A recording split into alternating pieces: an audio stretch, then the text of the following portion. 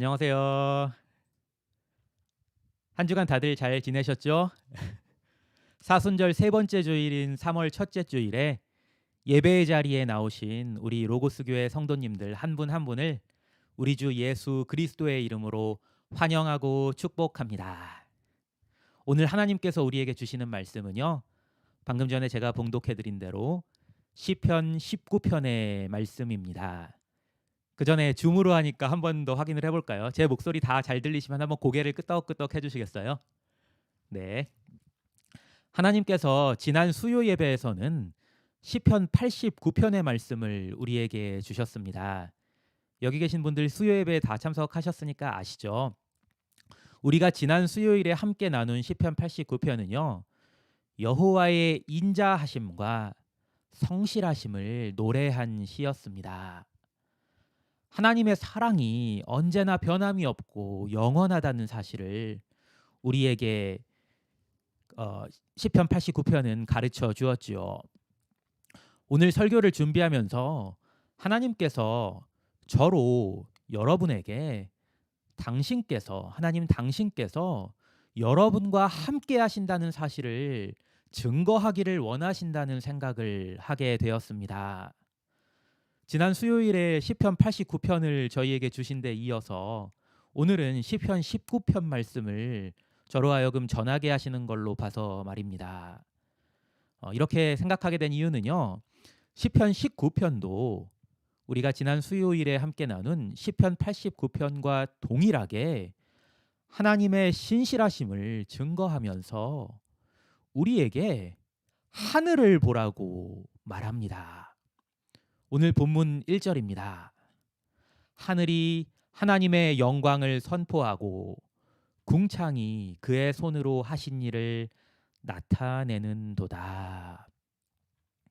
혹시 지금 여러분이 앉아 계신 곳에 창문이 있다면 한번 창밖의 하늘을 바라보십시오. 네, 다들 있으신가 보네요. 고개를 다 돌리고 계십니다. 네, 저도 제 오른편에 있는 창문을 통해서 하늘을 한번 바라보겠습니다. 오늘 시편 기자는 우리가 지금 바라보는 이 하늘이 하나님의 영광을 선포하고 하나님의 하신 일을 또한 나타낸다고 말씀합니다. 우리는 힘들 때일수록 그리고 우리가 정체되어 있을 때일수록 하늘을 바라보기보다는 땅을 바라봅니다. 그러나 여러분, 우리는 힘든 순간마다 마음이 힘들 때마다 하늘을 바라봐야 합니다. 우리가 하늘을 바라볼 때 무엇을 발견할 수 있을까요? 먼저는 하나님께서 하늘과 땅을 창조하신 창조주 하나님이시라는 사실을 우리는 생각할 수 있을 겁니다. 그러나 우리 위에서 우리를 내려다보고 있는 하늘은 그보다 더 깊은 진리를 우리에게 전해 줍니다. 본문을 계속해서 읽어보겠습니다. 날은 날에게 말하고 밤은 밤에게 지식을 전하니 언어도 없고 말씀도 없으며 들리는 소리도 없으나 그의 소리가 온 땅에 통하고 그의 말씀이 세상 끝까지 이르도다. 아멘. 우리가 아침에 일어나서 하늘을 보면요. 하늘이 어두운 데서 조금씩 밝아지는 것을 볼 수 있습니다. 계속해서 하늘을 바라보면요. 하늘이 점점 밝아져서 눈부실 정도로 밝아지죠. 그리고 어느 순간이 되면 다시 어두워지기 시작합니다. 밤이 된 것입니다. 그러다가 다시 밝아져서 아침이 되고 낮이 됩니다. 하늘이 밝아지고 어두워졌다가 다시 밝아지는 이 과정 동안에 우리 귀에는 사실 아무 소리도 들리지 않습니다. 그러나 우리 귀에 아무 소리가 들리지 않는다 해도 하늘은 하나님께서 이 세상을 운행하시는 소리를 발하고 있습니다. 따라서 하나님께서 내 곁에 계시지 않는 것처럼 느껴질 때마다 우리는 하늘을 보며 우리 귀에는 아무 소리도 들리지 않을지라도 하나님께서는 변함없이 여전히 일하고 계심을 깨닫게 됩니다. 어쩌면 이렇게 반문하실는지도 모르겠습니다. 저 멀리 하늘에서 하나님께서 일하고 계시다는 건 알겠는데 지금 내가 있는 자리에서는 하나님의 그 일하심이 미치지 않는 것 아니냐고요. 4절 후반부를 제가 읽어드리겠습니다. 하나님이 해를 위하여 하늘의 장막을 베푸셨도다. 해는 그의 신방에서 나오는 신랑과 같고 그의 길을 달리기 기뻐하는 장사 같아서 하늘 이 끝에서 나와서 하늘 저 끝까지 운행하며 그의 열기에서 피할 자가 없도다. 시편 기자는 밤이 되면 지는 해를 가리켜서 말하기를 하나님께서 해를 위하여 하늘에 장막을 베푸셨다고 노래합니다. 그리고 아침에 떠오르는 해를 가리켜서는요, 신방에서 나오는 신랑과 같다고 노래합니다. 중요한 건 다음입니다. 그렇게 장막에서 나온 해가 하늘 이 끝에서 저 끝으로 운행함으로 그 열기를 피할 자가 아무도 없다고 말합니다. 여러분 중에서 하늘에서 내리쬐는 햇살을 피할 수 있는 분 혹시 계십니까? 지하 동굴에 하루 종일 들어가 있으면 모를까 햇빛을 받지 않는 사람은 없지요. 비타민 D 합성을 위해서라도 우리는 햇빛을 받으려고 하루에 한 번은 아주 잠깐이라도 밖으로 나갑니다. 이것이 무엇을 의미합니까?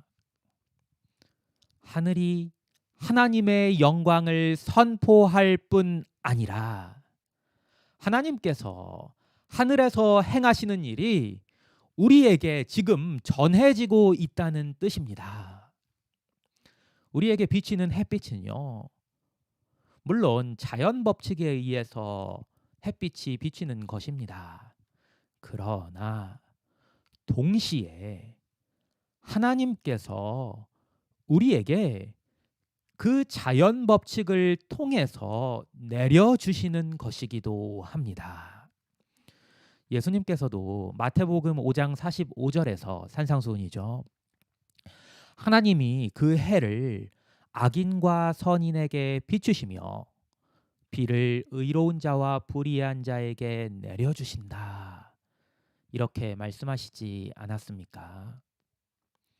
따라서 하나님을 믿는 우리에게는요, 하늘은 단순히 자연현상을 보여주는 것이 아닙니다.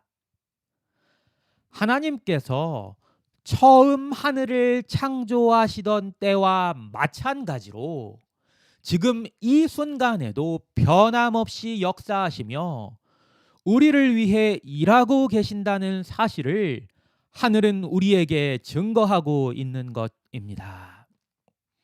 그리고 이 세상 어느 곳에도 하나님의 손길이 미치지 않는 곳이 없다는 사실을 또한 증거합니다. 하늘은 온 세상을 덮고 있으니까요. 비록 우리 귀에 아무 소리가 들리지 않는다 해도 여전히 신실하게 역사하시는 하나님을 우리는 발견하게 됩니다. 시편 19편 전반부는 이렇게 하늘을 바라보며 하나님의 역사하심을 발견하라고 우리에게 힘주어서 말씀합니다. 그리고 후반부는요. 하나님의 말씀을 통해 영혼이 소성케 되는 것을 경험하라고 우리에게 권면합니다. 7절과 8절입니다.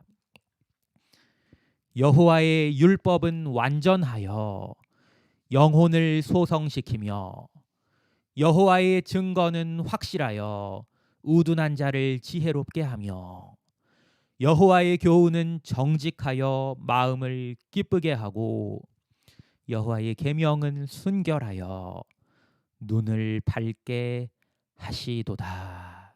아멘.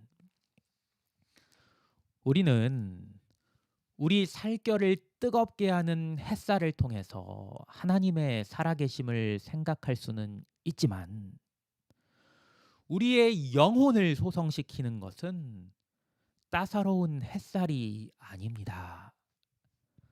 만약에 햇살이 우리의 영혼을 소성시킨다면 우리는 하루 종일 햇살 좋은 곳에 누워만 있으면 되겠습니다. 하지만 그렇게 하면 우리의 피부가 구릿빛이 될 수는 있을지언정 우리 영혼이 살아나지는 않습니다.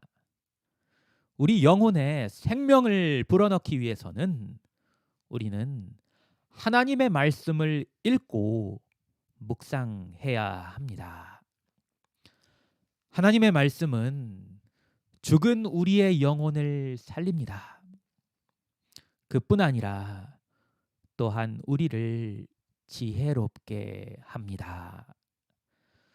우리는 하나님의 말씀을 성경을 통해서 들을 수 있습니다.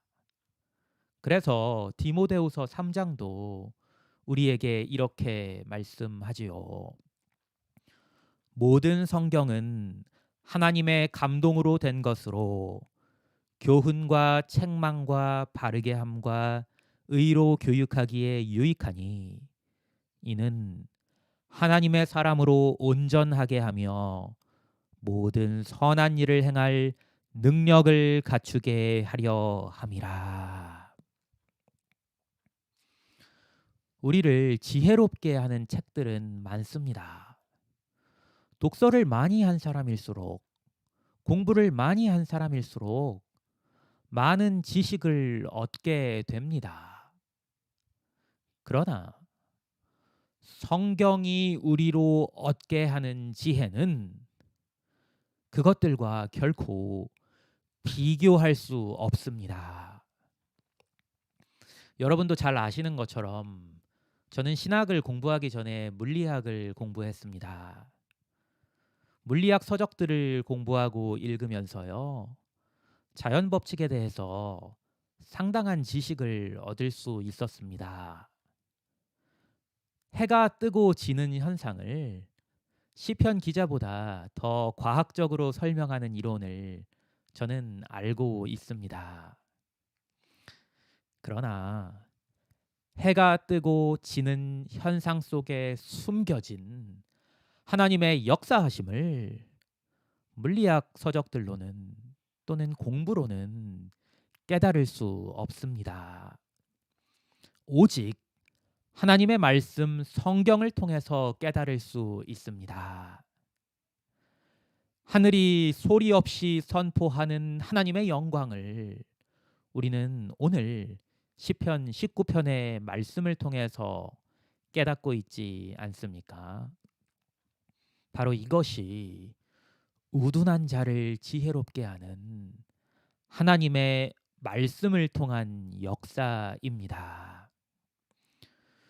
고린도전서 1장 18절을 세 번역으로 제가 읽어드리겠습니다.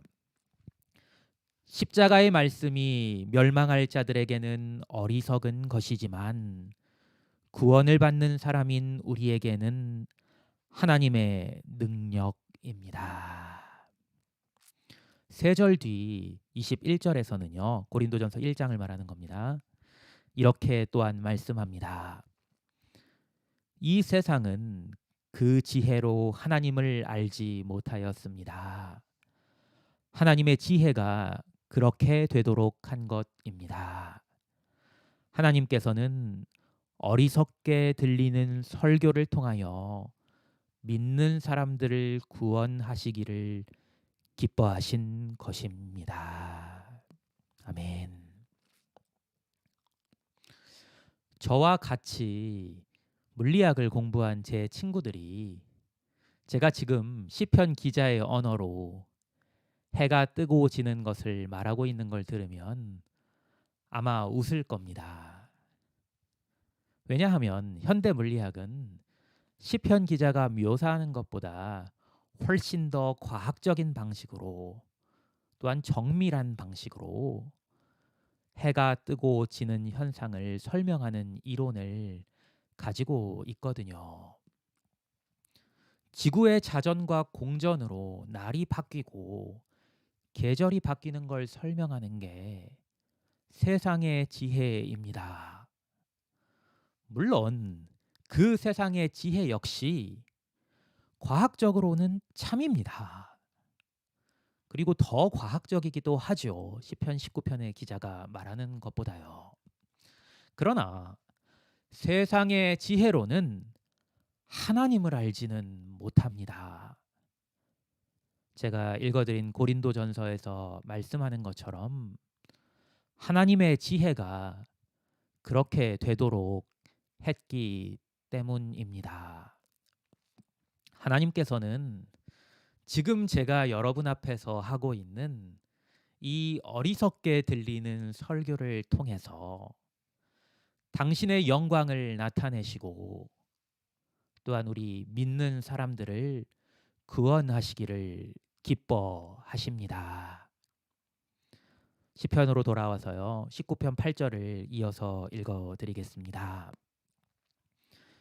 여호와의 교훈은 정직하여 마음을 기쁘게 하고 여호와의 계명은 순결하여 눈을 밝게 하시도다. 아멘. 시편 기자의 고백처럼 말씀을 통한 하나님의 지혜가 우리 안에 들어올 때 그것이 우리 마음을 기쁘게 하고 또한 우리 눈을 밝게 합니다. 눈이 밝아진다는 말을 들었을 때 생각나는 성경의 사건이 있지 않으십니까? 힌트를 드리면 아주 이전에 창세기 아주 처음 부분에 나오는 사건이요. 아담과 하와 사건이죠. 아담과 하와가 뱀의 유혹에 빠져서 선악과를 따먹었을 때도 그들의 눈이 밝아졌다고 성경은 말씀합니다. 그러나 하나님의 말씀을 통해 우리 눈이 밝아질 때는 선악과를 통해 아담과 하와가 눈이 밝아졌을 때와는 정반대의 일이 일어납니다. 9절부터 13절을 제가 천천히 읽어드리겠습니다. 여호와를 경외하는 도는 정결하여 영원까지 이르고 여호와의 법도 진실하여 다 의로우니 금 곧 많은 순금보다 더 사모할 것이며 꿀과 송이꿀보다 더 달도다. 또 주의 종이 이것으로 경고를 받고 이것을 지킴으로 상이 크니이다. 자기 허물을 능히 깨달을 자 누구리요? 나를 숨은 허물에서 벗어나게 하소서. 또 주의 종에게 고의로 죄를 짓지 말게 하사 그 죄가 나를 주장하지 못하게 하소서. 그리하면 내가 정직하여 큰 죄과에서 벗어나겠나이다. 아멘.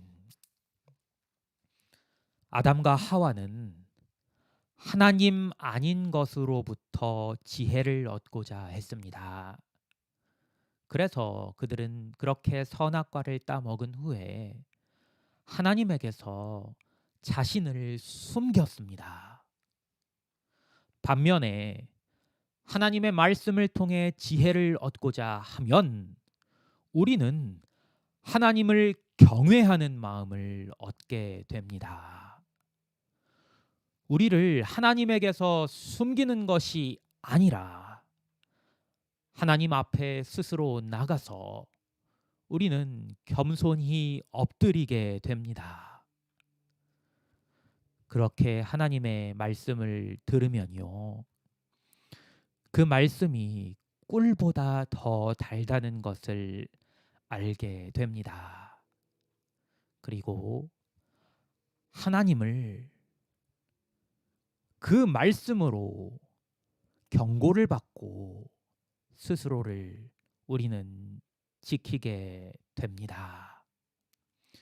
죄에서 떠나게 되고 죄에 몸부림치게 됩니다. 그리고 이 과정을 거쳐서 우리는 하나님께 이렇게 고백하게 됩니다. 오늘 시편 기자의 마지막 고백을 제가 여러분 앞에서 한번 읊조려 보겠습니다. 나의 반석이시오, 나의 구속자이신 여호와여, 내 입의 말과 마음의 묵상이 주님 앞에 연락되기를 원하나이다.